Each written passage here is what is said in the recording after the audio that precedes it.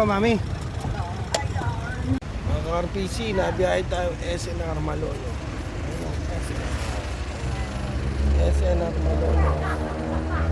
Nabiyahe tayo. Napakalawak pala ng SNR Malolo sa inyo.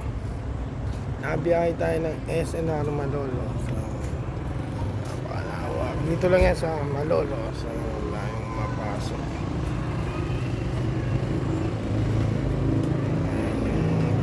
SNR Malolos.